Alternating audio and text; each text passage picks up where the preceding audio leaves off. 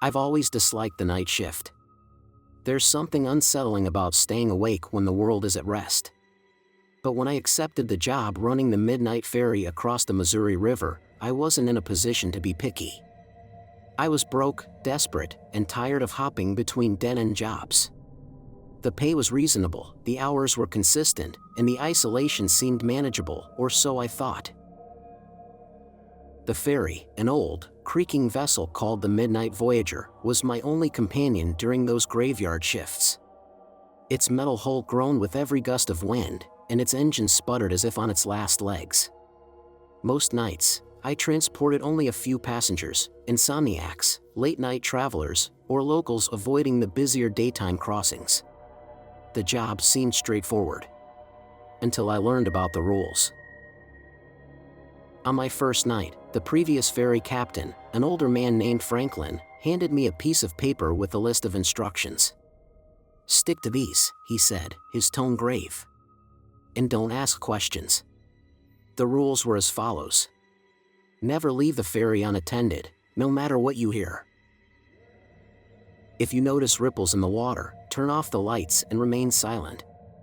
Always count your passengers when they board and when they disembark. If the numbers don't match, don't search for the missing person. Do not cross the river between 3 a.m. and 3:15 a.m. Wait until 3:16 before resuming the trip. If a passenger whispers something strange to you, ignore them. I chuckled nervously as I read the list. Is this some kind of joke? Franklin didn't laugh. He just shook his head and muttered, "You'll understand soon enough." The first few nights passed without incident. I followed the rules more out of routine than fear. The ferry trembled as it made its way across the dark, moonlit river, the water lapping at its sides. The passengers were quiet, and I tried to ignore the oppressive stillness that seemed to hang over the river at night. Then, on the fourth night, I saw them, the ripples. They began as faint disturbances in the water far off the starboard side. At first, I thought it might be a log or some debris drifting downstream. But the ripples grew larger, concentric circles spreading across the surface as though something enormous was moving beneath. I froze, Franklin's warning echoing in my mind. Turning off the lights felt absurd, but I did it anyway. Darkness enveloped the ferry, and I held my breath, waiting. The ripples persisted for a moment, then stopped. The water stilled, as if nothing had happened. When I turned the lights back on, everything appeared normal. Except for the passengers. There had been 7 when we departed, now there were only 6. I searched the deck, my flashlight piercing the shadows, but there was no sign of the missing man. His bag remained on the bench where he'd left it, and his coffee cup sat half empty on the railing. It was as if he'd vanished into thin air. I wanted to report it, but Franklin's words came back to me, "Don't go looking for the missing person." The following night, I started counting passengers obsessively. 7 boarded, 7 disembarked. 5 boarded, 5 disembarked. I double-checked the numbers every time, my anxiety mounting with each trip. Then, on the 6th night, it happened again. A young woman with red hair and a backpack was the last to board. She sat near the stern, gazing out at the water. I remember her clearly because she was humming a soft, haunting tune I didn't recognize. Midway across the river, the ripples reappeared. Closer this time. They circled the ferry like something stalking its prey. I turned off the lights and held my breath, but the humming continued, faint and melodic, cutting through the silence. When I turned the lights back on, the woman was gone. Her backpack remained on the bench, but she was nowhere to be seen. Panic gripped me. I wanted to stop the ferry and search for her, but my gaze kept drifting to the water. Deep down, I knew that whatever had taken her was not something I wanted to encounter. I completed the trip in silence, my hands trembling on the wheel. When I docked, I considered quitting on the spot. But the unanswered questions gnawed at me. The Missouri River had always been an enigma, but now it felt alive, a predator, and I was trapped in its grasp. After the red-haired woman disappeared, I couldn't shake the feeling that the ferry was no longer just a vessel moving over water. It had become a stage, and something unseen was the audience. I reread the rules obsessively, my fingers tracing the crumpled slip of paper in my pocket. I followed them religiously now, as if they were a fragile thread keeping me tethered to reality. But the passengers grew uneasy. "Do people always get this quiet on your ferry?" a stocky man in a worn jacket asked one night, his voice tinged with suspicion. "It's just how it is," I replied, trying to sound nonchalant. "Creepy, if you ask me," he muttered, moving to the back of the ferry. I couldn't disagree. The nights had taken on a suffocating stillness, broken only by the occasional slap of water against the hull. Even the engine's hums seemed subdued, swallowed by the river's vastness. And then there were the ripples, those damned ripples that now appeared with unsettling regularity. On the 9th night, they came early. We had barely left the dock when I noticed them, weaving across the water's surface like the tendrils of some unseen creature. I tightened my grip on the wheel, my knuckles white. One passenger, a wiry man in his 20s, leaned over the railing, peering at the disturbance. "What is that?" he asked, his voice tinged with unease. "Step away from the edge," I barked, sharper than I intended. He laughed nervously but complied. The other passengers exchanged uneasy glances, their conversations fading to whispers. I resisted the urge to check the time, knowing the minutes would drag if I did. Midway across, the ferry shuddered. This wasn't the usual groan of the engine or creak of the hull. It was a violent lurch, as though something immense had struck the underside of the boat. Gasps rippled through the passengers, and my stomach dropped. "Everyone, stay seated," I ordered, my voice edged with panic. The lights flickered, plunging us into brief darkness. When they came back on, the wiry man was gone. "No, no, no!" a woman cried, clutching the empty space where he'd been moments before. I rushed to the stern, scanning the water with my flashlight. The ripples remained, circling ominously, but there was no sign of the man. No splash. No scream. Nothing. It was as if he'd simply ceased to exist. One of the passengers, a grizzled old man with a weathered face, stood and pointed toward the river. "There's something out there," he said, his voice a gravelly whisper. I didn't reply. What could I say? That I'd seen the signs and ignored them? That I was just as terrified as they were? The rest of the trip passed in heavy silence. When we docked, the passengers disembarked quickly, avoiding my gaze. The old man lingered, his eyes fixed on the river. "You know something, don't you?" he asked, his tone accusatory. I hesitated, then nodded. "I've fished these waters for decades," he said. "Ain't never seen anything like this. Whatever it is, it's hungry." His words clung to me as I made the return trip alone.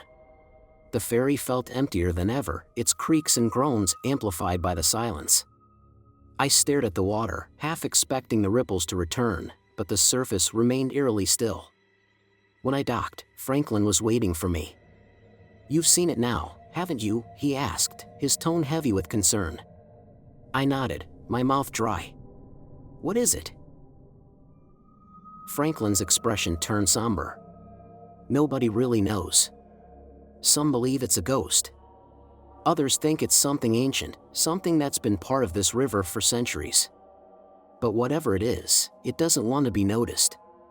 That's why the rules are so important." His explanation offered no relief. If anything, it heightened the unease gnawing at me. The idea of something so old and enigmatic hiding in the river's depths chilled me to the bone. What happens if I don't follow the rules? I asked, my voice barely audible. Franklin's gaze hardened. "Trust me, you don't want to find out." The 11th night unfolded much like the previous ones, cold, quiet, and heavy with tension. Every creak of the ferry, every ripple in the water, felt amplified, as though the Missouri itself was holding its breath. I'd burned the rules into my memory, repeating them under my breath as I prepared for the night's journey. 7 passengers that evening. I counted them twice, watching carefully as each one boarded the Midnight Voyager. An older couple took seats near the bow, their quiet murmurs blending with the night. A young man with earbuds glued to his ears focused on his glowing phone screen. 2 friends, giggling nervously, clutched steaming cups of coffee. A mother guided her small daughter to a spot near the railing, holding her hand protectively. And then there was the final passenger. She stepped aboard with barely a sound, her long black coat swishing softly as she moved. Her face was pale, almost ethereal in the dim light. She avoided my gaze, heading directly to the stern and settling into a seat near the back. Something about her made my stomach twist uneasily, though I couldn't pinpoint why. As the engine sputtered to life and we pushed off from the dock, I felt a familiar weight settle over me, a dread that had become as much a part of the job as the ferry itself. The Midnight Voyager groaned as it cut through the current, the river tugging at its sides. I scanned the water relentlessly, my eyes darting back and forth, searching for the telltale ripples. Halfway through the crossing, they appeared. At first, just a faint disturbance, something that could easily be dismissed as a fish. But the ripples grew quickly, overlapping and expanding until it seemed as though the entire river was stirring with life. I killed the lights without hesitation. The passengers murmured nervously, their voices low and strained. "What's going on?" someone whispered. "Stay quiet," I snapped, my voice sharper than intended. The ripples drew closer, their movements deliberate, like a predator circling its prey. My hands tightened around the wheel, my pulse hammering in my ears. Then I heard it, a low, haunting hum that seemed to drift across the water. It was faint at first, barely perceptible, but it grew louder, its melody eerie and otherworldly. The sound seeped into my bones, freezing me in place. The passengers were just as paralyzed. The mother held her daughter close, her face pale with fear, while the elderly couple murmured prayers under their breath. And then, as suddenly as it had started, the humming ceased. The river stilled, the ripples vanished, and for a moment, the world felt suspended in silence. When I switched the lights back on, the young man with the earbuds was gone. His phone lay abandoned on the deck, its screen cracked and flickering faintly. Chaos erupted among the passengers. Their panicked voices clashed in a cacophony of accusations and fear. "What's happening here?" someone shouted. "We have to go back," another cried, desperation in their voice. But I couldn't turn back. The rules were clear, and breaking them wasn't an option. I forced myself to focus on the far shore, gripping the wheel tightly as I pressed onward. At the stern, the pale woman remained eerily still, her gaze fixed on the water. She hadn't flinched during the commotion, hadn't reacted to the young man's disappearance. She sat unmoving, as if she had been carved from stone. When we finally docked, the remaining passengers hurried off the ferry, their faces pale and strained. The little girl clung to her mother, crying softly. I lingered on the deck, staring out over the water. Though the ripples had vanished, the unease clung to me like a second skin. "You saw it again, didn't you?" Franklin's voice cut through the silence, making me flinch. Turning, I found him standing at the dock, his face shadowed by the dim light. "Another passenger," I said, my voice flat, hollow. Franklin's expression darkened. "It's getting bolder. The more it takes, the closer it'll get." "What is it?" I asked, my voice trembling. "Why does it keep doing this?" He sighed, the weight of countless nights etched into his features. "Some say it's drawn to fear. Others think it's just feeding. Whatever the reason, it's been here longer than anyone alive. It's part of the river now." His words did little to ease my growing dread. If anything, they deepened the chasm of fear that had opened inside me. This wasn't just a job anymore, it was a test of survival. Franklin turned to leave but paused, glancing over his shoulder. "Be careful, Ethan. If you ever see it for yourself, it's already too late." The 12th night arrived with a suffocating fog. It rolled over the river like a living entity, engulfing the dock, the ferry, and the distant shoreline in its dense embrace. The usual sounds of the ferry were dulled, reduced to ghostly whispers by the mist. Only 4 passengers boarded that night. I noted each face with care, their unease mirroring my own. A businessman in a pressed suit clung to his briefcase as if it were a lifeline. A young woman sat by the window, her darting eyes betraying her nervousness. A man in a faded baseball cap chose a middle seat, folding his arms tightly as though to shield himself. And then, the pale woman from the previous night arrived without a word, silently taking her place at the stern once more. My stomach twisted as I guided the ferry into the fog. The river felt heavier, the current sluggish, as though it too was resisting the journey. The ripples appeared sooner than expected. At first, they were faint, a subtle disturbance near the bow. But they spread quickly, moving against the flow of the river in a way that defied logic. The passengers remained unaware for the moment, their focus inward, but I knew the calm wouldn't last. Then came the sound. The haunting melody rose from the water, wrapping around the ferry like an invisible shroud.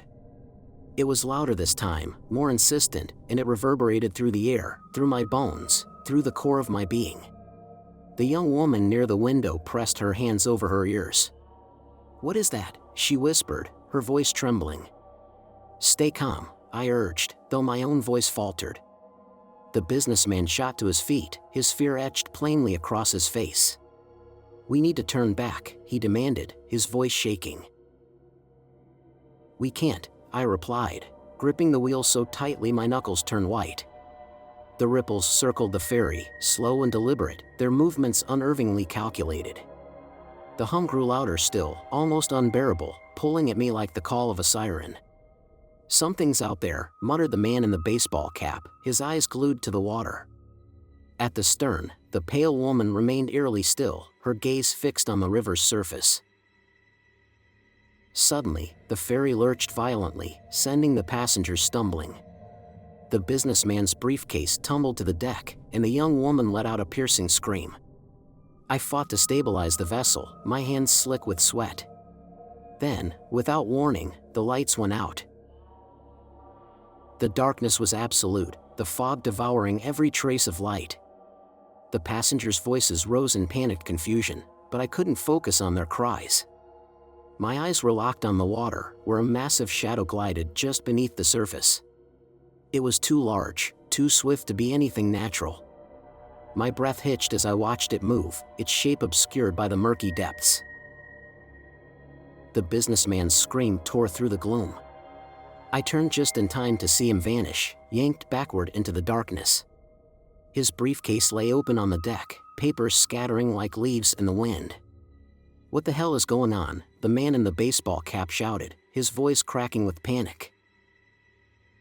"Stay together," I yelled, though deep down, I knew it wouldn't make a difference. The hum ceased abruptly, leaving behind a silence so thick it felt like it might swallow us whole. The young woman collapsed into herself, wrapping her arms around her knees and sobbing softly. The man in the baseball cap moved closer to her, his hands trembling uncontrollably. Then, the pale woman stood. Her movements were slow, almost calculated, like she was testing the very air around her. She turned, her gaze locking onto me, her eyes gleaming with an unnatural intensity, like wet stones catching the light. "You shouldn't have come out tonight," she said, her voice soft but carrying an unsettling weight that froze me in place.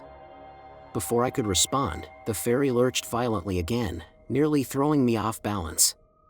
The water churned beneath us, waves crashing against the sides as if the river itself had turned hostile. I lost my grip on the wheel and stumbled backward. Then, it emerged. A massive shape rose from the depths, its form dark and twisted, writhing like living smoke. It loomed over the ferry, its presence suffocating.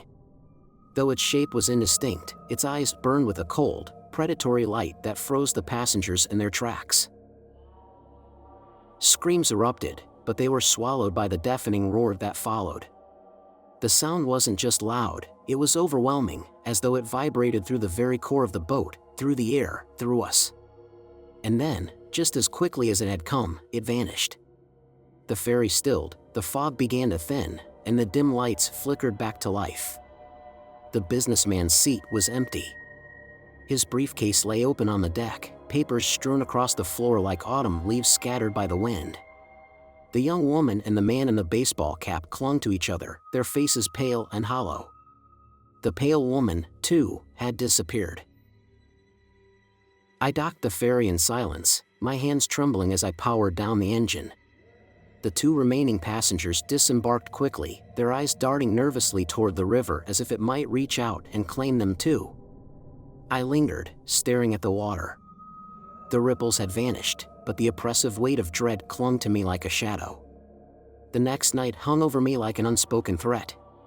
The Missouri was unnaturally calm, its surface smooth and glassy, reflecting the crescent moon above like a silent sentinel. The fog had lifted entirely, leaving the air crisp and sharp, but the unease remained. It felt as if the river was watching, waiting, aware of my every move. Only 3 passengers boarded that night. An older man with a weathered coat shuffled aboard first, nodding at me with tired, wary eyes. A teenager carrying a skateboard followed, his headphones blasting a bass-heavy track loud enough for me to hear. Last came a young woman in a bright red scarf, her eyes darting around as though she expected something to leap out of the shadows. I couldn't blame her.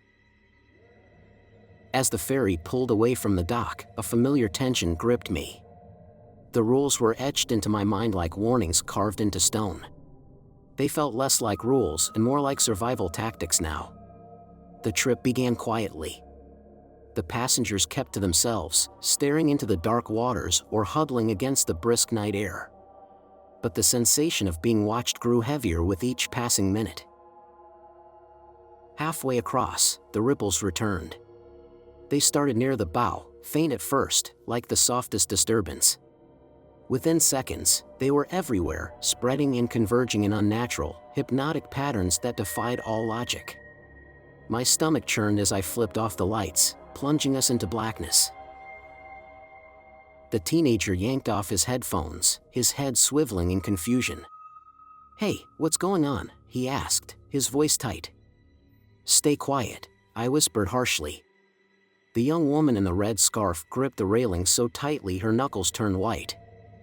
The older man murmured something under his breath, his words lost beneath the rising hum. The melody was different this time. It wasn't mournful or haunting, it was furious, vibrating with an almost tangible anger. The sound filled the ferry, shaking it to its core and reverberating through my chest like a primal warning. The teenager stood abruptly, his skateboard clattering to the deck. "I don't like this," he said, his voice trembling. "Sit down," I commanded, but it was already too late. The ferry jolted violently, throwing us all off balance. The teenager stumbled, catching himself on the railing as his skateboard rolled away. And then it appeared. Rising from the water, its form shifted and shimmered, dark as ink but glistening under the faint moonlight. The figure began to take shape as it moved closer, revealing long limbs, flowing hair, and a distorted, elongated torso. It was vaguely humanoid, but horribly wrong. Its burning eyes locked onto us, and its jagged, toothy grin spread unnaturally wide, sending a chill through my entire body. "Get down!" I shouted, but the words felt meaningless against the overwhelming presence of the creature. The passengers froze in terror, their fear thickening the air around us like a palpable force. The young woman in the red scarf screamed, backing away from the railing. The teenager froze, his face pale and eyes wide with terror. The older man crossed himself, murmuring a shaky prayer. Meanwhile, the creature drifted closer to the ferry, moving with an eerie, fluid grace. It didn't swim, it glided, as if carried by the river's will. And then it spoke. Its voice was an unsettling mix of echoes and whispers, incomprehensible yet laced with a sinister malice that sent shivers down my spine. My hands froze on the wheel, every instinct screaming to flee. The teenager was the first to act. He bolted for the stern, his footsteps loud against the deck. But the creature moved faster than seemed possible, a blur of dark energy that sliced through the water like a shadow on the wind. Before anyone could react, the teenager was gone. No scream, no splash, just a haunting void where he had been moments before. The young woman collapsed onto her knees, sobbing uncontrollably. The older man crouched beside her, his whispered reassurances trembling with fear. I tore my gaze from the river, forcing my focus on the wheel, my knuckles white as I gripped it tightly. The far shore still seemed impossibly distant, but I pushed the ferry onward, ignoring the relentless hum and the ripples encircling us. The creature stayed close, a dark shadow just beyond the ferry's reach. Its burning eyes never left me, twin orbs of cold fire that seared into my mind. When the dock finally came into view, the young woman and the older man rushed off the ferry the moment it stopped, their faces etched with terror. I remained behind, staring out over the water. The creature lingered for a moment longer, its grin impossibly wide, before sinking soundlessly into the depths. The 14th night was my last. Before stepping onto the ferry, I felt the river's weight pressing against me. Its sluggish current and biting chill seemed alive, almost sentient, as though warning me to turn back. But after everything I'd witnessed, retreat wasn't an option. Only one passenger boarded that night. She was a young woman with long, black hair cascading over her shoulders like silk. Her bare feet contrasted sharply with the cold metal deck, and she moved with a grace that seemed almost inhuman. Her dark eyes met mine, and they held a depth that froze me in place. "I need to cross," she said softly, her voice carrying an underwater echo. Every instinct screamed to refuse her, to run. But something about her gaze compelled me to nod, fear tightening my chest as I turned the ferry away from the dock.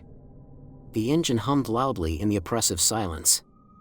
The woman took a seat at the bow, her back to me, staring into the water's glassy surface. The river was unnaturally calm tonight, reflecting the crescent moon like a polished mirror. Yet the stillness felt deceptive, as though it concealed something far worse. Halfway across, the ferry jolted violently, its engine sputtering before falling silent. The lights flickered and went out, plunging us into darkness.